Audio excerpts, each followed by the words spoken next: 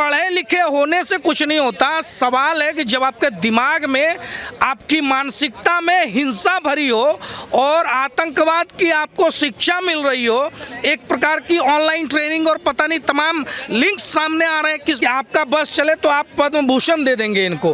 तो ये अखिलेश यादव जी की और देश में जो सो कॉल्ड सेक्युलरिज्म वाली पार्टियां हैं जिन्होंने इस देश को बर्बाद करके रख दिया, उनकी ये सोच है कि वोट बैंक के लिए आतंकियों के साथ भी खड़े हो जाए। पाकिस्तान में कौन अत्याचार कर रहा है, सीरिया में कौन अत्याचार कर रहा है, अफगानिस्तान में कौन अत्याचार कर रहा है। अभी 2 महीने 3 महीने पहले पूरे देश और दुनिया की मीडिया अफगानिस्तान की वो खबरें दिखा रही थी और वो विजुअल्स हम सब ने देखे। नमस्कार, आप देख रहे हैं पब्लिक व्यूज इंडिया। मैं हूं आपके साथ आयुषी प्रधान। गोरखनाथ मंदिर पर हमला करने वाला मुर्तजा को लेके एक बड़ा खुलासा हुआ है। दरअसल डॉक्टरों का कहना है जो कि इलाज कर रहे हैं मुर्तजा का, कि ये कोई मानसिक रूप से जो है बीमार नहीं है। और वहीं कल कहा जा रहा था विपक्ष की तरफ से भी कि वो बच्चा है और मानसिक रूप से बीमार है और बाइपोलर डिजीज से प्रताड़ित है, तो इसको देखते हुए एक्शन लेना चाहिए। अखिलेश यादव ने कहा था कि बीजेपी जबरदस्ती इस मुद्दे को बढ़ा रही है। तो आज इसी मुद्दे पे बात करने के लिए हमारे साथ जयराम विप्लव जी मौजूद हैं। बातचीत करेंगे और देखेंगे किस तरह से देखते हैं इस मुद्दे को। सर, कहा जा रहा था कल तक कि बच्चा है और बाइपोलर डिजीज से वो पीड़ित है, तो इस बात का ध्यान देना चाहिए। आज डॉक्टर्स का कहना है कि कोई वो मानसिक रूप से बीमार नहीं है। देखिए, अखिलेश यादव तो ये कहेंगे ही, क्योंकि अखिलेश यादव ने 2012 में जब उनकी सरकार थी तो दिसंबर में गोरखपुर, वाराणसी और लखनऊ में हुए आतंकी हमलों के आरोपियों तक को छोड़ने का आदेश दे दिया था। और तब लखनऊ इलाहाबाद हाई कोर्ट ने हस्तक्षेप करते हुए सरकार को फटकार लगाई थी और ये कहा था कि आपका बस चले तो आप पद्म भूषण दे देंगे इनको। तो ये अखिलेश यादव जी की और देश में जो सो कॉल्ड सेक्युलरिज्म वाली पार्टियां हैं जिन्होंने इस देश को बर्बाद करके रख दिया, उनकी ये सोच है कि वोट बैंक के लिए आतंकियों के साथ भी खड़े हो जाएंगे। कल मुर्तजा का एक वीडियो सामने आया था जिसमें वो ये कहते हुए नजर आ रहा था कि उसने ये कदम इसलिए उठाया है क्योंकि मुस्लिमों पे अत्याचार हो रहा था इस सरकार पे, जो देख के उसका खून खौल रहा था। तो ये बताइए आप मुझे कि बीजेपी और योगी सरकार आखिर ऐसा कौन सा अत्याचार कर रही है मुस्लिमों पे जो युवाओं को इस तरह से, पढ़े लिखे युवाओं को ऐसे कट्टरपंथी विचारधारा की तरफ लेके जाना पड़ रहा है और हथियार उठाने पड़ रहे हैं। देखिए, सबसे पहले तो ये तर्क ही अपने आप में कुतर्क है कि अगर किसी के साथ कहीं अत्याचार हो गया तो वो हथियार उठा करके देश के संविधान को, कानून व्यवस्था को, मानवता को, इंसानियत को ताक पर रख दे। अभी अत्याचार की सबसे बड़ी सदी की घटना है कश्मीरी पंडितों का विस्थापन और उनके साथ कत्लेआम, अत्याचार, लूट, बलात्कार। कितने कश्मीरी पंडितों ने हथियार उठा लिए? क्या किसी ने एक ढेला भी फेंका किसी पर? तो सबसे पहले तो ये तर्क अपने आप में कुतर्क है। अब आते हैं दूसरे बात पर कि एक पढ़ा लिखा व्यक्ति, ओसामा बिन लादेन भी तो पढ़ा लिखा इंजीनियर था और देश में तमाम ISIS और सिमी से जुड़े हुए जो आतंकवादी, इंडियन मुजाहिदीन के आतंकवादी पकड़े गए, कोई जामिया विश्वविद्यालय में डिग्री ले रहा था, कोई AMU में डिग्री ले रहा था, और ये जनाब मुर्तजा ये तो अपने IIT बॉम्बे का छात्र बताया जा रहा है। तो पढ़े लिखे होने से कुछ नहीं होता। सवाल है कि जब आपके दिमाग में, आपकी मानसिकता में हिंसा भरी हो और आतंकवाद की आपको शिक्षा मिल रही हो, एक प्रकार की ऑनलाइन ट्रेनिंग और पता नहीं तमाम लिंक्स सामने आ रहे हैं, किस प्रकार के वो वीडियोस देखता था, सोशल साइट्स में किस प्रकार के लोगों से संपर्क में रहता था, और यहाँ तक ये भी पुलिस ने जांच में सामने किया कि वो कोई ऐप ऐसा बना रहा था जिस ऐप के माध्यम से वो जिहादियों की ट्रेनिंग करा सके, अधिक से अधिक जिहादी लोगों को जोड़ सके। तो ये जो सोच है, और ये क्या भारत में ही है क्या? भारत में हिंदू अत्याचार कर रहे हैं, भारत में योगी जी, मोदी जी अत्याचार कर रहे हैं, पाकिस्तान में कौन अत्याचार कर रहा है, सीरिया में कौन अत्याचार कर रहा है, अफगानिस्तान में कौन अत्याचार कर रहा है। अभी 2 महीने 3 महीने पहले पूरे देश और दुनिया की मीडिया अफगानिस्तान की वो खबरें दिखा रही थी और वो विजुअल्स हम सब ने देखे, कैसे एरोप्लेन की टायर में लटक कर लोग भाग रहे थे। वो क्या था, कौन लोग थे वहाँ? और वहाँ से हमारे सिख और हिंदू भाइयों को भाग करके आना पड़ा क्योंकि वो तो मुस्लिम होकर मुस्लिम को ही मार रहे थे। तो गैर मुसलमानों के लिए, काफिरों के लिए उनके दिल में क्या जगह होगी?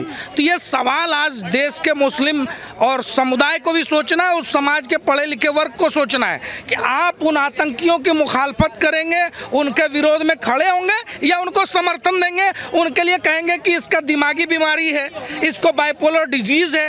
अगर आतंकवादी और अपराधी कोई भी हो सकता है, लेकिन उसके समर्थन में अगर सरकार के लोग, राजनीतिक दलों के लोग, मीडिया का एक वर्ग, स्तंभकार, सोशल मीडिया इन्फ्लुएंसर, ऐसे लोग अगर खड़े हो जाएंगे तो देश कैसे चलेगा।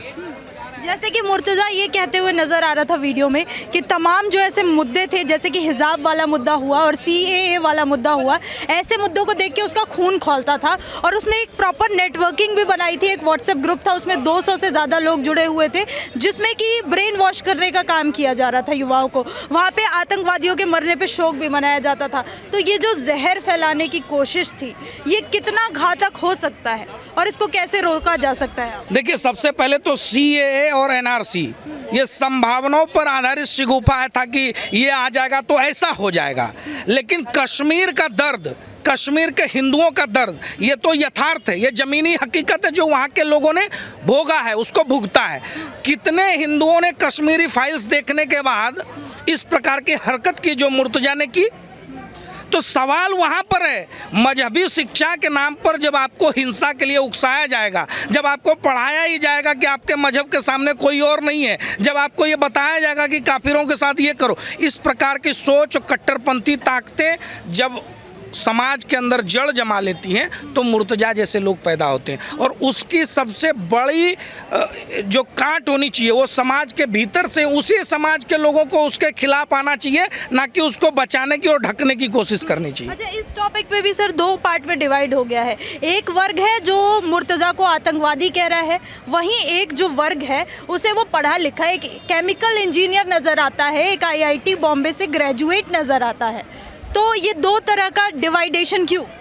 देखिए, आतंकवादी होने के लिए कोई डिग्री तो नहीं लगती कि वो IIT का होगा या फिर IIM का होगा या हार्वर्ड का होगा या फिर किसी अंजुमन यूनिवर्सिटी का होगा। आतंकवादी वही है जो लोगों की हत्याएं कर रहा है, उसको एक खास मकसद के लिए, लोगों में हिंसा फैलाने के लिए, उसमें डर बिठाने के लिए, उस मकसद के लिए पूरी दुनिया में आतंकवाद का नाम इसको दिया गया। ये केवल भारत की बात नहीं है। तो मुर्तजा आतंकवादी घटनाओं में कैसे संलिप्त था, इसकी पूरी जांच हो रही है।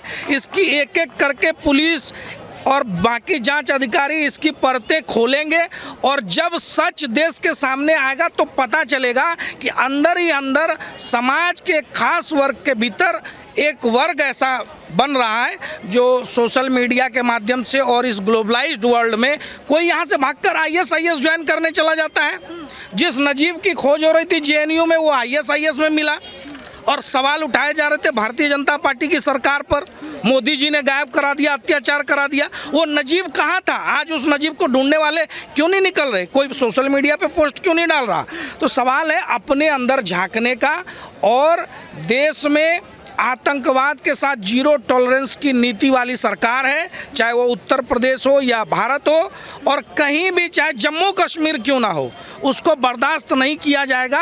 और हमको लगता है कि जैसे जैसे इसकी सच्चाई सामने आएगी तो निश्चित तौर पे ये केस भी एक नज़ीर बनेगा, ताकि आने वाले समय में कोई ऐसी हरकत ना करे। ठीक है सर, एक मेरा आखिरी सवाल, जैसा कि अत्याचार का जिक्र किया मुर्तज़ा ने और अभी आपने कहा जो 0 टॉलरेंस वाली सरकार है अभी, तो ये किस तरह का एक आरोप लगता है बीजेपी पे हमेशा से कि मुसलमानों पे अत्याचार हो रहा है, एक विशेष वर्ग को दबाया जा रहा है इस समय में। तो किस तरह का ये अत्याचार है जो मुर्तज़ा जैसे युवाओं को हथियार उठाने पे मजबूर कर रहा है? क्या कर रही है ऐसा अत्याचार बीजेपी, आपको क्या लगता है? देखिए, एक वो दौर था जब इस देश में अपराधियों की धार्मिक पहचान देखकर उसको छोड़ दिया जाता था और पीड़ितों का पहचान देखकर ही उसके साथ खड़े होने का निर्णय किया जाता था। ये आज भी चल रहा है। शासन में किस पार्टी की सरकार है ये देख करके आप साथ खड़े हैं या विरोध में खड़े हैं, ये निर्णय लेते हैं। लेकिन हमारी सरकार, मोदी जी की सरकार हो, योगी जी की सरकार हो, ना तो सरकारी योजनाओं में